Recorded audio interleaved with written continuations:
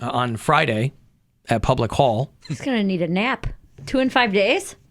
Yeah, he's lucky because I'm out this Friday. So he is he only needs to crank out 3 days this week, which is usually all he cranks out because No, I still the sport. crank. Huh? Nothing. Do you see what he did? Yeah. He cranks, Crank man. joke. He cranks. Yeah, I don't care what you do at home. I care about what you do here. Who said at home? He won't poop at work. Well, sometimes I could just rub my sleeve up against my pants and then, You have sleeves on your pants? What? Yes. I could rub my sleeves up against my pants. And then I'll get it done? Sleeves up against your pants? Friction. Yeah, just like this. Just back and forth. Hit it. Rub your sleeves against your pants. Mm-hmm. I don't want to do it because I want to give the live stream a show. Sleeves? Mm-hmm. Ha. All right. Anyway, and Poundcake's not sitting there in the phone screening studio. He's manipulating himself in his pants. Leave him alone. That's 18 years of comedy there. That's very good. Yep. Very, leave him very alone. good. Yep. You're both professional comedians. Professional. So, we'll get to that later on. We just ran the John Mulaney ad. I neglected to mention that John Mulaney was coming through.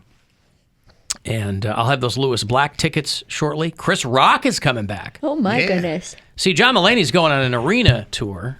Chris Rock, he's smart. He goes to Playhouse Square. It's more intimate, right? I like John Mulaney, and I would like to see this show. I just don't like comedy in an arena. It's not. I don't care. It's not meant to be that way. I don't think. I mean, if it's funny, you'll still have a good time and laugh. You know, Yeah, I mean, Sebastian does it, and it's but it's just. You lose a lot, though. Yeah, you really because But you know that going in, but I just can't. I can't get my head around it enough to do. You're watching TV basically. Yeah. Like you're. I saw Bert Kreischer there in November, and it was, you're basically watching him on the screen because we were in the lower bowl, but we're still so far away that you can't really see him that well. So you're just watching the screens. And there's enough of a production that it's still fun and you're still enjoying it with everybody.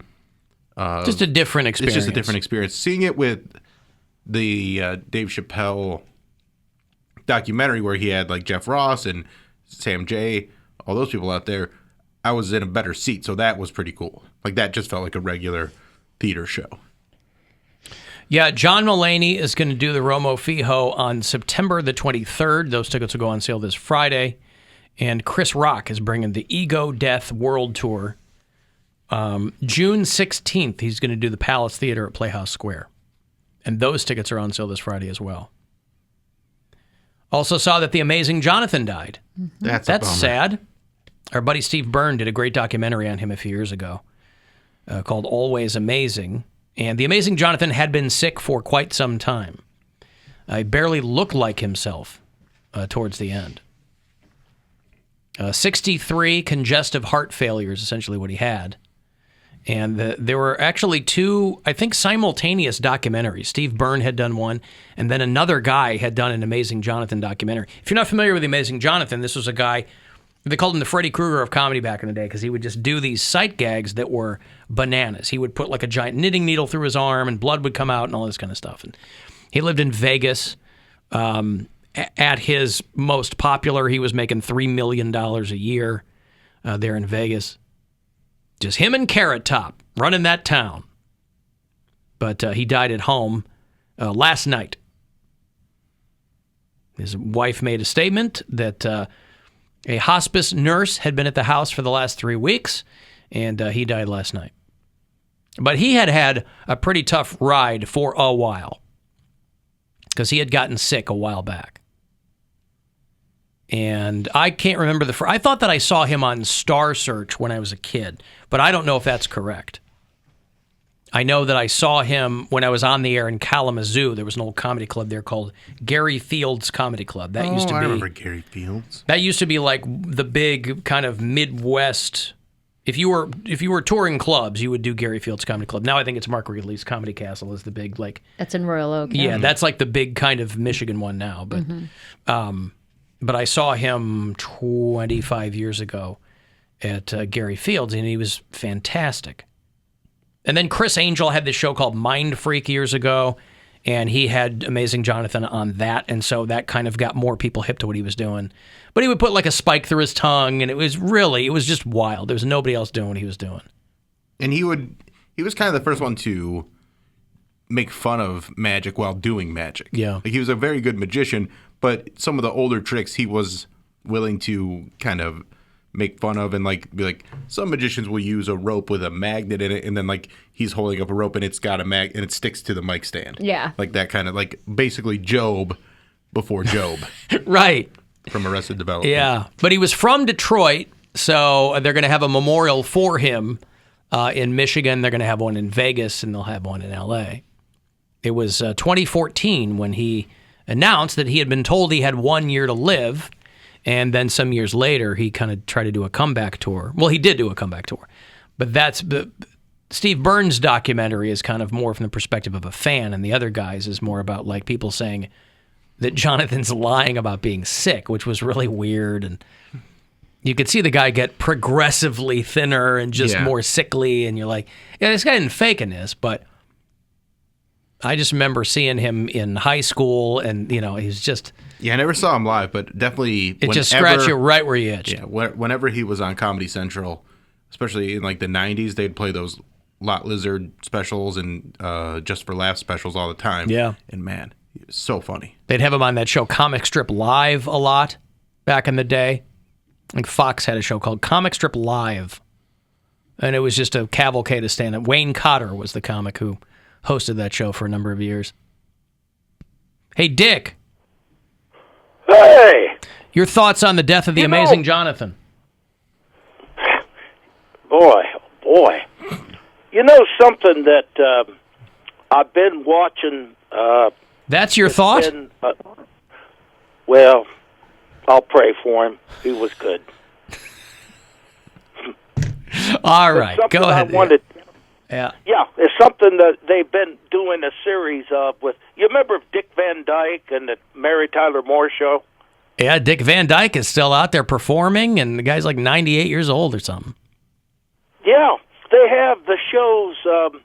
His son plays in it. It's called... do you remember Diagnosis Murder? Sure. I remember that. I never saw it, but I remember that show being on, yes. Yeah, it's pretty good. I've been watching the episodes of them, and another one I like too is they show the old NCISs with Anthony Weatherly. It must be on a network or something, you know. They're sure, probably good. Me TV or something. Yeah, no, Dick Van Dyke. He's on Instagram, and he's 96, and he was dancing, and he's still a song and dance man. Yeah. Yep, that'll be another national treasure when he dies. Another one gone. Yep. He's got a young wife too, very young wife. I was telling Bill and Mary and you, I don't know what I've found so much entertainment since I've been on, keeping my eye occupied, but I'm playing and actually jamming in 3 bands plus the Kettering Banjo Society, and now I'm starting to learn a little bit of the bass and the dulcimer. The dulcimer, wow. So retirement so far has been very good to you, Dick, hasn't it? Yes, it has. It's freed you up to be. It's creatively freed you. You're no longer tethered to the Lowe's garden section. Nope. But I tell you, every day though, I get a call every other week. Is it every day or every other week? Every day, every other week. One of the managers wishes that. Oh, every other week they call him every day. Right. I see. Yeah, all right. Yeah. Every other week, and they ask me, Dick, would you want to come back because all your friends, it's not been the same. They want to talk about what you're doing and stuff, but the lot and the people were just sort of down in the dumps. But I told them, well, I've put my 25 years there, and I have to do what I want my family from. Like I say, I'm devoted to my family up north. That's what they wanted me to do. And so are you? I've had a lot of good. Do you enjoy playing? Do you enjoy playing the dulcimer, Dick? Well, a little bit, but I've been more playing sort of the mandolin banjo that I inherited. All right. But I'm doing good. Dulcimer is the instrument of the proud Appalachians, Yeah, and I'm taking a class from one of the best. Her family was from there, and you see films every, in class on how the coal mines and how that town is become famous, and what she does after class. We have a 2-hour class. She brings a group in, and we all play. So I get to play in class. How about that? That's pretty good, Dick. Pretty good. Living your best life. It is. Yep. Yep. But I got something I've been telling you about. I don't want anybody to, do it, but I think, Mary, you'd like it, Alan, you'd like it, and Bill. It's something I want to send to you guys in the mail for my appreciation, and you can do whatever you want with it when I send it, and you can play it on the air, but we've got a little contest going, and Kay wants me to send these out. You guys, I want you to hear it. Since Bill came down to see me, it's a pleasure of mine to send this to you. It'll be coming in the mail, okay? It's from one of your favorite callers, Dick from Dayton. Have a good day. Everybody have Dick tonight. Oh, man. How does he know who my favorite caller? My favorite caller just died. One of. He didn't say your favorite. How does he know he's of. one of my favorite callers? We only have like 4. We have a lot. You mean regular The callers? regular Yes. callers. Maybe one of our irregular callers is very secretly my favorite caller. It could be you. What could be me? I'm telling the listener. They could be them. They could be your favorite irregular caller. Yeah, one of my favorite callers. He doesn't. That's He's very definitely a regular, though. well. He is, but that's very presumptuous of him. Did you get your guitar yet? I think no. I ordered it. I don't know when I'll get it. No, you didn't. It's just a ruse you're putting A on. ruse. I can really go for a good ruse. No, ruse. I just called in to just rather some, just getting in there. That was my favorite caller. R.I.P. Rick. I don't know what to tell you. Alan Cox Show After Hours line. Anytime you want to leave us a message there, you can. It's 216-986-8903. Hey, Alan, it's Connie and Hinckley, your 42nd most favorite listener. I have a question for See, she knows where she ranks. How does She Dick just not called know? right now? How does Dick not know where he ranks? Mary. I'm a little confused on something, and I was hoping she could clarify. I was listening to a best of where she was talking about her mom being a hoarder. And I would imagine someone who's a hoarder doesn't want to get rid of anything because what if I need it? Or what if in 5 years I'm looking for it and I can't find it or whatever? Like, it almost seems like a super extreme version of planning, like to the point where it doesn't even make sense. But then I was thinking about the story she told about her mom going down to visit her brother in Kentucky and how her attitude was just kind of like, oh, it'll work out. I don't need to make any plans. I'm just going to flap in the wind and things will just work out. And there's no reason to think ahead to any degree. And those seem so polar opposite that I was hoping Mary could shed light on how this is literally the same person, because I'm imagining this person not throwing anything away because what if this happens, or what if this happens, or what if this happens, coming up with scenarios that would never happen. And then in reality, stuff that is likely to happen, she doesn't even want to acknowledge as a possibility because she doesn't want to deal with it. And I'm so confused how that's the same person. So, Mary, what's going on, girl? Talk to you later. Connie Keep the show. really Bye. put a lot of thought into your She's mom's. digging deep. Is Connie looking for logic where there is none? Yes. Okay. That's what I was going to say. And I don't think that hoarding is a planning thing. It is, from the small amount of research I've done on it, a lot of people have severe OCD, which doesn't make sense, but it kind of does, because they want things to be exactly where they want them and they don't want to throw it away because it's their things, right? So it's tied into such a severe OCD that it becomes messy, which is kind of backwards in logic. And then the other type of person who will hoard a lot is someone who's experienced a lot of loss in their life. And that's my mom. My mom has experienced a ton of loss. She lost both of her parents. Her best friend committed suicide in high school. Her first husband died. She's had multiple, I'd say more than 10 friends die over the course of her life. And she wasn't on the motorcycle that killed her first husband. No, he was in the service in California. Was he wearing a shirt that said, "If you can read this, the bitch fell off"? No, I don't know what he was wearing. Okay. But people like that who experience a lot of loss will often assign importance and value to items because those items can't leave them. Okay. You know, they've been left by everybody in their life, but these things can never leave me. Your mom's a hoarder. Her daughters are whores. Yeah. Jesus. This guy. I'm just kidding. Let him pop in. He just It's okay. He just shoehorns himself in for no reason. It's okay. No reason at all.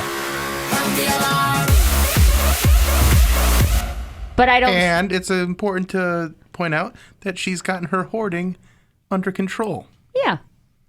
Now she has units. Hey, it's still Have organized. the Santora sisters gotten their whoring under control? Yes, we're all in committed relationships, actually. Well, that'll make Poundcake. Progress. Look at all of us. That'll make Poundcake very happy. But yeah, the hoarding is not a planning thing. She is not a planner. Or she'll make a plan, not tell anyone about it, and then be mad when nobody does her plan. That's the type of planning she'll do. See, my mom just you say how your mom goes with the flow. At least your mom attempts things. Like my mom goes with the flow, and she has no idea what's going on. She knows if there's a family event, she's not driving, so somebody's got to come pick her up. You know, she don't care whose house it is, but it's not going to be hers. Right. It's not a bad life. She's calling all the shots. Yeah. She knows gifts will be gotten for Christmas, but she doesn't know what to get anybody. And she's just like, well, tell me what you want. You know I'm going to get it for you. But you can't act like I'm going to get it for you. The more you guys talk about your moms, the more I want to just give my mom a big hug and thank her for just being But look how great As we turned normal out. a Yes, person yeah. as you could possibly want. That was normal to us, though. Not dynamic, not exciting, normal. just very, Yeah. I don't know what my life would be like. Like, at least Mary has a leg up on me. Like, she had a dad. I don't know what life would be like with my dad. Oh, you didn't have a dad? Not present. Like, I don't know if I would like him. He always says, What did like, you have? I do have a huge penis. Oh, good to know. Thanks, Dad. Yeah, that came from him, probably. You don't know. Probably not from his mom's side. Right. Yeah. I don't know. Skips a generation. I do have a huge penis. I don't know how my... I think it's interesting, Bill, you say you want to thank your mom for being normal, that you have, and correct me if I'm wrong, probably the most distant relationship with your mom. yeah, and That's normal. I'm okay Is with it? that. No, I just... Because my distant relationship with my mom is like boundaries are there where like we get along very well. There's no acrimony. There's to no that. acrimony there or You anything guys like don't that. go deep. That's... But you guys go deep, but you also like it drives you guys crazy. Nobody sounds happy going deep with their family, by the Yeah. way. I'm not Okay. seeing the upside to this. No. Both of you two... People have this notion that a relationship isn't real unless you go super deep No with one somebody, said and it's that's not not real. true. No one said or it's not less real. valuable. It's just surface level. That's all. That's No, fine. see, but That's it's a not. strange thing to have with your family. It's not just surface level. It's a deep relationship. It's not as needy as the relationships that you guys have with your moms.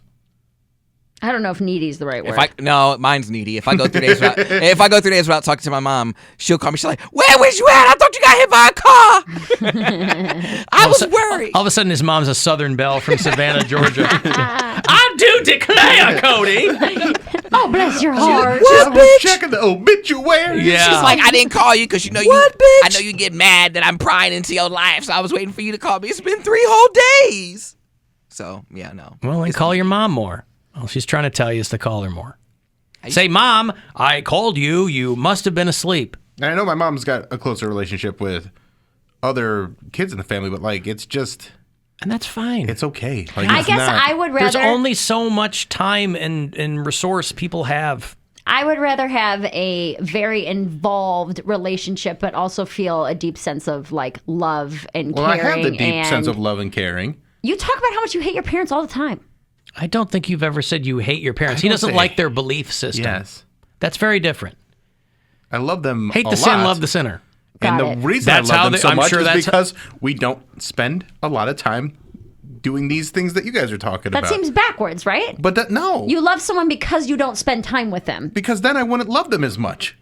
Right, that's my whole point. But haven't you ever heard that? But it's like when they talk You're about. saying the same thing. It's like when they talk about married couples or intimate relationships. They go, "What makes a marriage last a long time? Separate vacations. You do need right? personal space. You gotta have time away from your family. I agree. I love my parents both a lot, and I have the relationship that I have with them, and it's the relationship that works for us. Sure. And it's like, we'll have dinner once a month or so and catch up a little bit, but it's not like this thing where they need to know every little aspect of my life and I need to know every little aspect of theirs. Mm-hmm. It's just not how we have ever done things. I mean, I see my family once a year. You live out of maybe. state. Yeah, I know. Bill but lives I mean, a half hour from his parents. that's what I'm saying, though. It's a long half hour. I have physical boundaries Yeah. that he does not have. I Right. mean, yeah. And if nobody's. you lived in Chicago, and you nobody- would see your parents way more often. Before I moved to Cleveland, I did. Yeah. I saw them all the time. But when you see it, like But that once was a 'cause- month is about how often But that I was see because mine. I wanted to, Yeah. When I ended up in Cleveland, because when I thought I moved back, I thought that was it. Didn't foresee things going the way they did, so I ended up in Cleveland. But the point being is that, like, in retrospect, I was like, oh, I wish I had seen them more at the time because I was right there. Because there would be stretches where even when I was there, I didn't see them because. Yeah. I mean, I don't know what a functional family unit looks like, to be honest with you. me neither. My boyfriend's family is so normal. Like, so normal that it's... But there's. And it seems like it's so normal, it is abnormal to me that I'm like, you guys just discuss the weather. This is Right. a real topic of conversation. Nobody's weather. going to show up and ask for money. Nobody's going to come crying about committing suicide. None of that's going to happen at this Thanksgiving. That's insane to me, But well. whatever works, I guess. It sounds like you've raised the bar for holidays. Oh With your my boyfriend. God. The day Honey, I got somebody coming over who's going to talk about suicide. I told you guys the day that he met my extended family was when my dad died. Yeah. And a huge family secret was revealed that nobody knew about. And he walked out of the house with like this face on. And I was like, you all right? Can you handle this? And he just starts chanting, Jerry, Jerry, as we walked out. Yeah. Yeah, that's funny. So yeah, we're messed up. What was the family secret? I'm not. think 9 so, short so. ones over one long one. I haven't said it on air. I've talked about it in my stand up, but I'm not going to blast it out over the air. When other people do it, it weirds me out, but I can touch my own. Family secrets. I've got to take a break. I will have those Lewis Black tickets for you, the Off the Rails tour. He's going to get to the Goodyear Theater in Akron in April. If you want to go see Lewis Black, never a bad time when he's live. So we'll get to those after the break. 35192 to text, AlanCoxShow.com for all the other stuff. It's the Alan Cox Show.